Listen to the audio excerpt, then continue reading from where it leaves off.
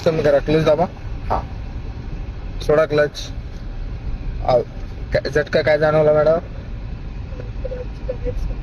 लगेच नाही, तुम्ही काय करताय माहितीये का, टाच तिथं ठेवताय आणि डायरेक्टली उचलताय. तुम्हाला आहे ना, आपल्या हा जो लिफ्टचा पाय आहे, क्लच दाबला आणि सोडत असताना पण हळूहळू टाच पण आपली मागे घ्यायचे, जेणेकरून हा जो तुम्हाला झटका जाणवला का तो जाणवणार नाहीये.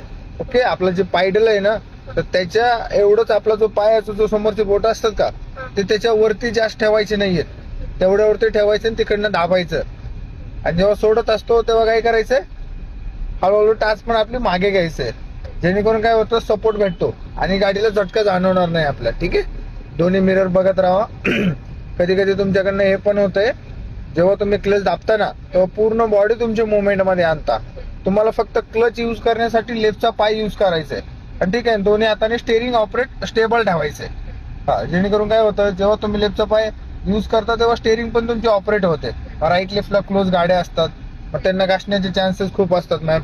तर त्यासाठी थोडंसं काळजी ठेवायची आपल्याला, मग व्यवस्थित ड्राईव्ह करायचे. Okay, any confusion?